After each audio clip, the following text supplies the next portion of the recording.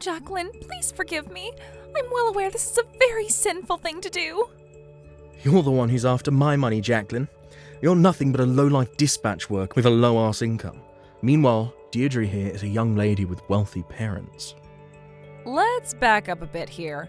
So the gist is that my husband suddenly told me that he'd left his job without consulting me and told me he was going to marry the woman whom he was having an affair with. She broke down in tears in front of me and he covered for her with cheesy lines, melodramatic tears, and a disgusting amount of hugs and kisses.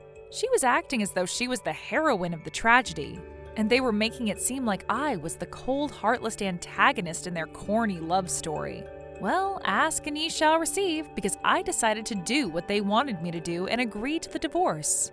But that was only because then I could confront them both with the cruel truth. This is a story that I hope will teach you that it isn't money or power that determines the value of any one person, but things like kindness, generosity, and loyalty are the crucial factors that separate good people from terrible.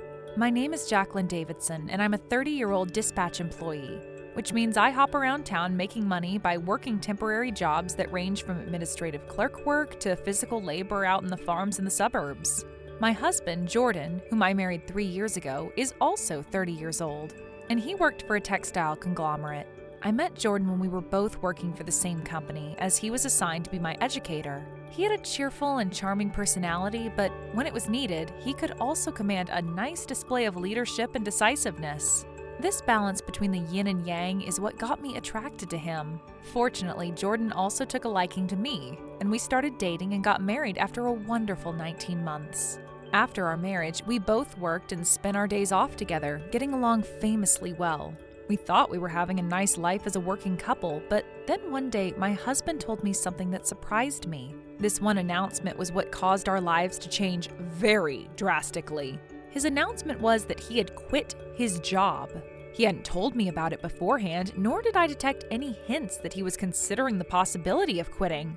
Needless to say, I was terribly surprised and not at all happy. Is it already set in stone, this quitting thing? I've already quit, Jacqueline. I'm going to start my own business. What? So you're going independent? At that time, I was already working elsewhere because my temporary employment at his workplace had ended after 18 months. So I didn't know what Jordan's situation was at the workplace, and I had no idea why he resigned. I didn't know when he ever got the idea in the first place, and I didn't know the events that eventually led up to his resignation. When you were still working for your company, you were in general affairs, honey. What kind of company are you going to build? That's what I'm going to decide next. That's quite reckless, isn't it? I don't have much time to think about the business if I'm working a usual 9 to 5. And that's why I resigned first, so I could have enough free time to 1, think about what kind of business I want to found, and 2, where to get the funding necessary to get it running. I couldn't hide the unease that welled up inside. I mean, the gist of it was that my husband had taken action with a virtually non-existent amount of planning. I thought to myself, with this kind of personality, he is not suited to be a business president. So I tried to persuade him not to quit his job. Hey, can't you talk to your old workplace and somehow get yourself another job, even if it's in the form of rehiring? I can't do something so uncool, honey. I'm determined to make this a reality. And I can't work for that tiny little company while I pursue it. How are you going to make a living in the meantime? As long as we find investors, we'll be fine. You have no say in this, seeing as you're just a dispatch worker. In the end, Jordan didn't listen to my attempts at persuasion, and after he quit his job, he got quickly busy trying to raise funds. And he stopped going to work, which meant he was often at home. He gradually became a night owl. He would still be sleeping when I went to work, and he would come home long after dark, after I had gone to bed. Our lives began to diverge, and our marriage gradually cooled off into something unpleasantly distant and unfeeling. I spent my days being worried sick about Jordan's business because he never told me how it was going. Hey, how is the entrepreneurship thing going? It's getting there. More importantly, though, how much money do you have in savings? Savings? Of course I don't have that much. You don't contribute anything to our living expenses, and my entire salary is spent on that, honey. You're useless. Excuse me? What do you mean by that? You're merely a dispatch worker, and your income is low. So the applications for loans don't work out the way I want them to. So you're saying it's my fault? That's because it is. You can't deny it. If you had a full-time job and a good income, I'd have a better chance of getting a loan. Your family are all farmers. Can't make much money in that domain either now, can you?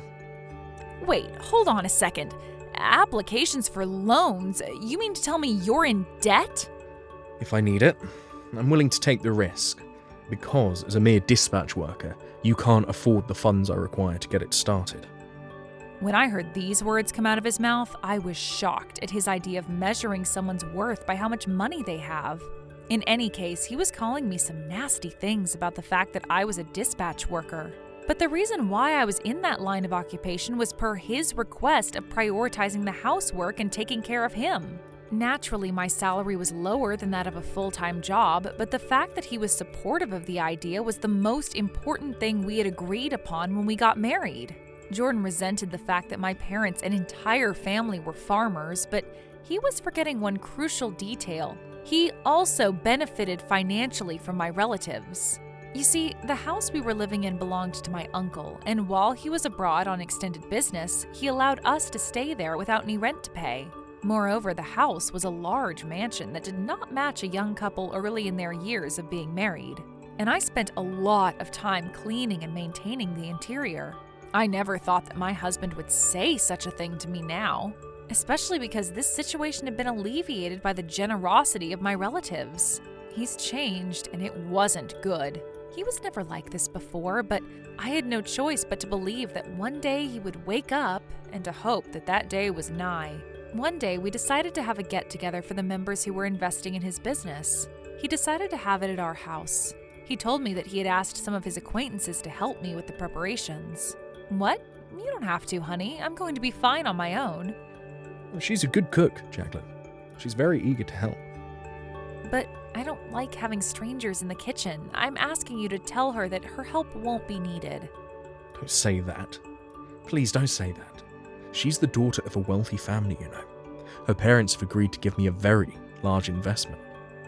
I gave in the end, thinking that if it was going to be related to the gain and success of his business, I had no choice.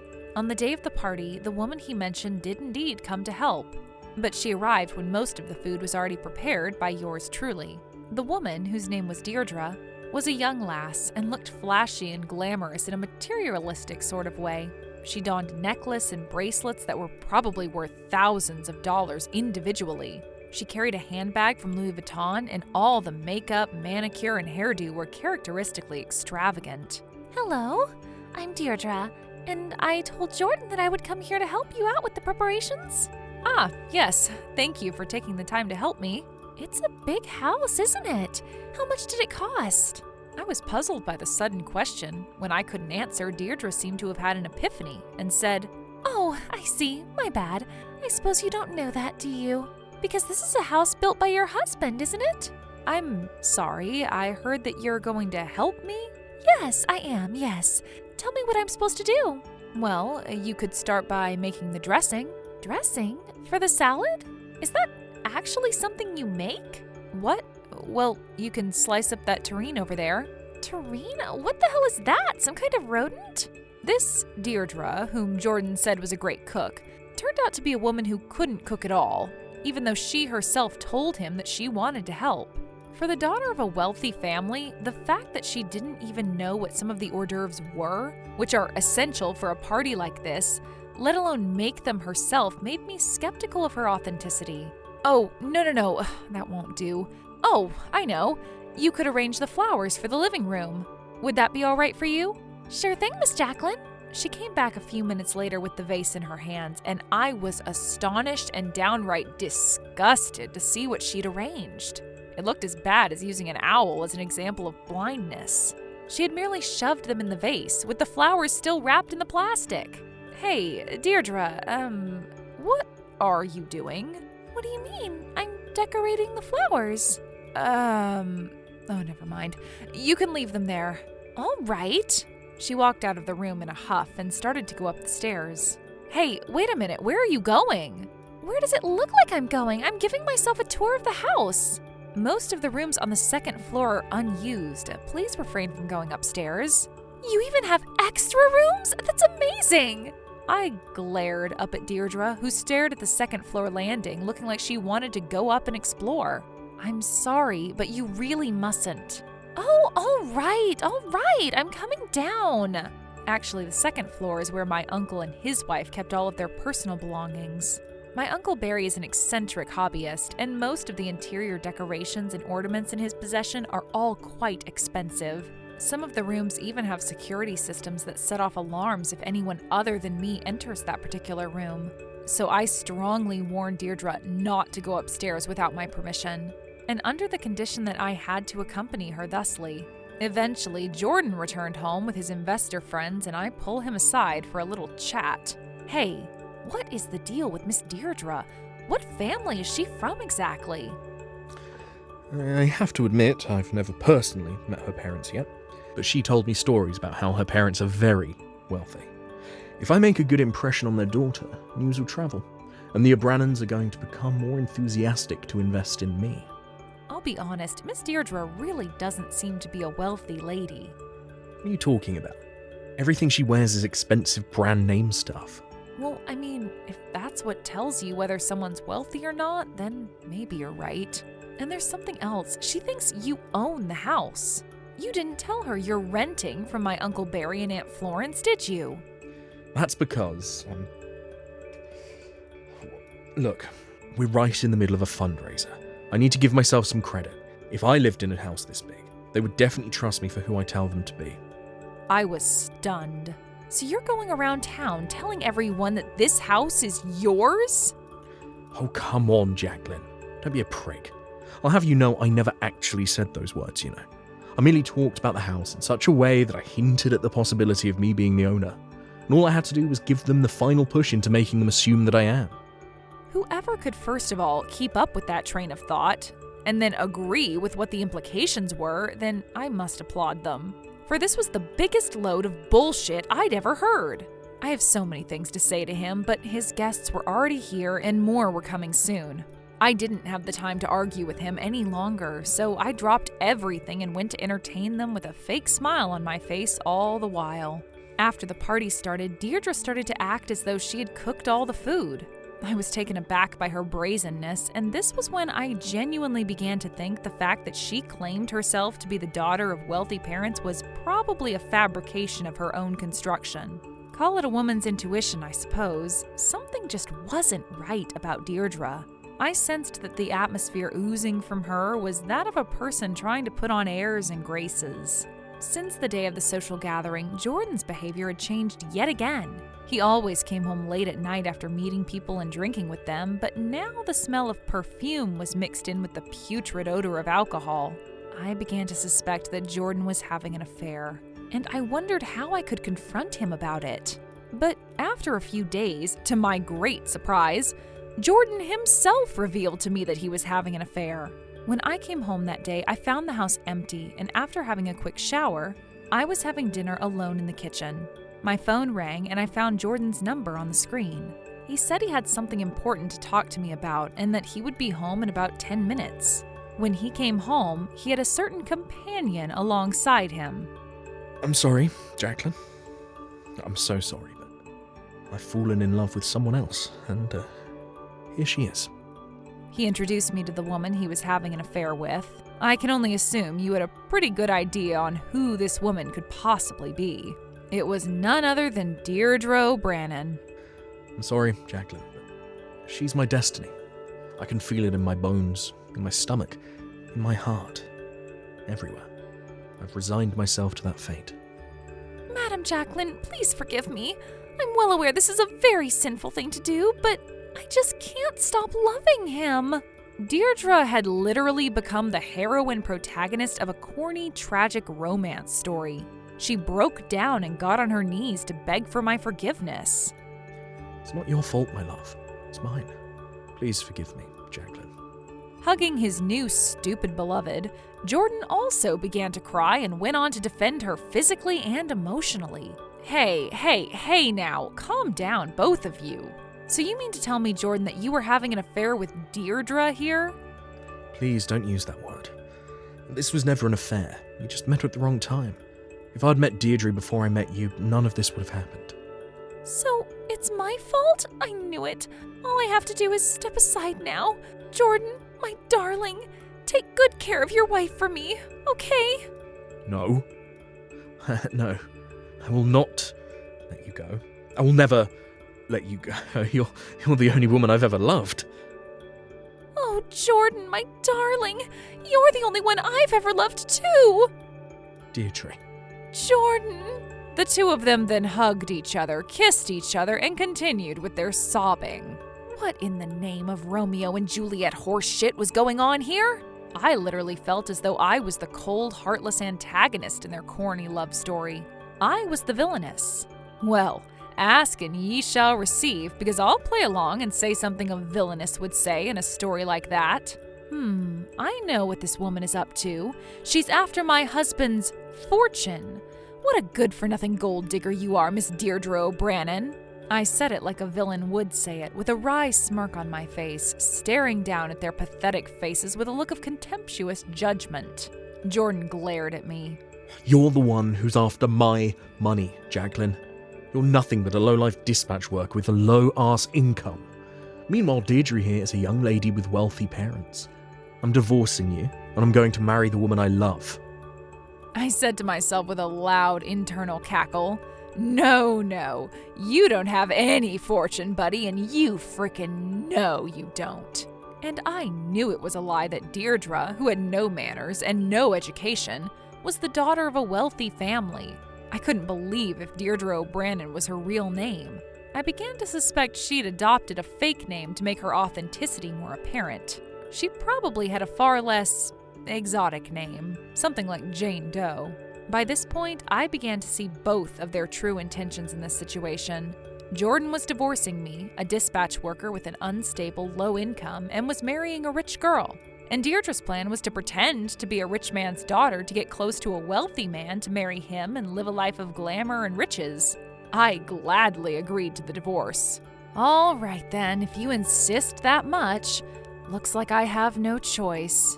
Fine, I'll divorce you, but you'll have to pay me alimony immediately. That's what I'd expect from a bitch who's after money. Alright, you win. I'll wire the alimony the very minute you demand it. Don't ever get in our way again. I said that exact same line to Jordan in my mind. I proceeded to demand alimony from the both of them, and they were overjoyed and paid me immediately. I then decided to file for divorce on the same day as I demanded alimony. Now, from this point onward, the star-crossed lovers would find out the truth about each other. I wondered how they would react when that happened, so before I took any action, I decided to wait and see. 2 weeks after Jordan moved out of the house, I received a call from Deirdre. Madam Jacqueline, how do you do? I must ask you to please move out of that house. Oh, Madam Deirdre, wife of Jordan, how do you do? I'm afraid I don't understand what you mean. We are waiting for you to move out as a favor to us, but it seems you're still comfortable, so I believe you've overstayed your welcome. It's high time you left. We want to move in as soon as possible. Moving here? Is that what Jordan says he wants to do? No, my darling Jordan is very kind. He feels sorry for you and won't man up to do the right thing and kick you out. That's very strange. Jordan can't move in here. Huh? What are you talking about? You're a real pain in the ass, you know that? You must have quite the collection of art in that house, eh? You're not keeping any of that locked up, are you? You're spot on about the anonymous fact that Uncle Barry does indeed keep pieces of art upstairs. In case you're wondering, Jordan told me. I'm kind of in a rush. Can you get out of here as soon as possible?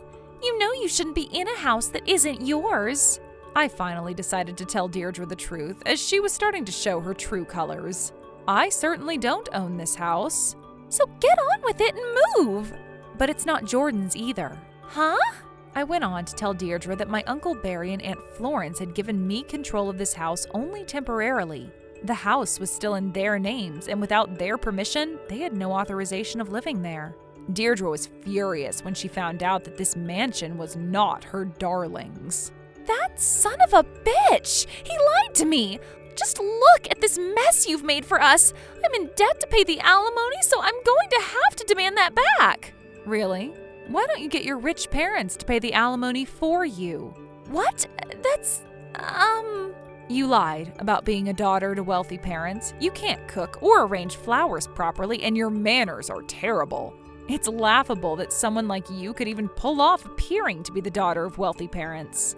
Is your name even Deirdre O'Brien? It sounds way too sophisticated for someone of your status. You frickin' ugly bitch! How dare you make fun of me? That's it. You pay me back the alimony, or so help me, I'll even give that man back to you.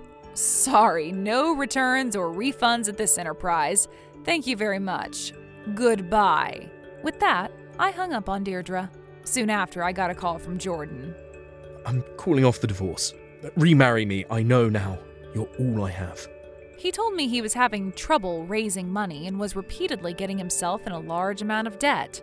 Then Deirdre, the self-proclaimed alleged daughter of a rich family, seduced him and went on to have an affair with him. But she wasn't rich. On the contrary, she was a spendthrift debtor. I was deceived. She lied to me. My heart's desire is to start over with you. I also want my alimony back. I can't accept that offer. Why not? Are you still mad at me? Of course, I made mistakes. That's precisely why I've come to realize that your love is genuine. My husband's self-deluded confession of love didn't move me one bit. I told him this in response. I realized the truth too. Well, that's good. I'm so glad you came to your senses. You know, the truth that I realized is that you are a money-grubbing bastard. I hung up on him without saying another word. I set their numbers to blocked numbers and decided to sever my ties with them both completely. I then decided to move out of the house because it was too difficult for me to live in it alone. When my uncle and aunt found out about my situation, they transferred the management of the house to a local real estate company. After that, Jordan and Deirdre, whose real name turned out to be one Miss Jane Dodley, not too far off from what I predicted, holy crap, went bankrupt because they were so deep in debt. Of course, Jordan's business venture never materialized into anything substantial, and his dream had to remain a dream for another while. How do I know all of this? Because the police who arrested them told me what happened. To my great surprise, they had actually tried to break into the mansion. They thought I was still living there, so they broke in with the intention of threatening and mugging me. But I had long since moved out, and as soon as they entered the property, the security system of the real estate company that managed the property was triggered. The two had masks on and they were armed with clubs and clutched ropes. And the police are now in hot pursuit for answers. They are going to be living in a building with high, barred walls for the time being.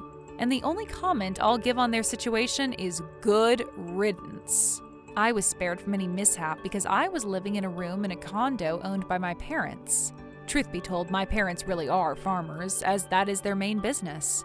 But the reason why Uncle Barry and Aunt Florence had a mansion in the first place was because Dad's mother was the daughter of a family of wealthy people who owned quite a few ancestral properties. My parents did not like to show off their wealth because it was an achievement of their ancestors. Nor do I like to boast about my family's notoriety. So I only told my husband that my family were humble farmers. Eventually, I will own and manage the condominium where my parents and I live now. And thanks to my current dispatch job, which was in the domain of real estate management, I've developed a considerable interest in real estate, and perhaps following in my Uncle Barry's footsteps will be in my future. Both Jordan and Jane tried to take advantage of each other's assets by pretending to be wealthy. They thought that paying me alimony for the divorce was simply a pre-investment. They were the worst kind of people, for they transformed the priceless moral values of the tragedy of divorce and the accomplishment of marriage into a finite amount of money. I'm only sorry that I failed to see it in such a man. I'm still aware of my immaturity in how I see individuals, but I'm taking measures to learn as I progress in my real estate studies, so to speak, as I try to live my life with humility. Wish me luck!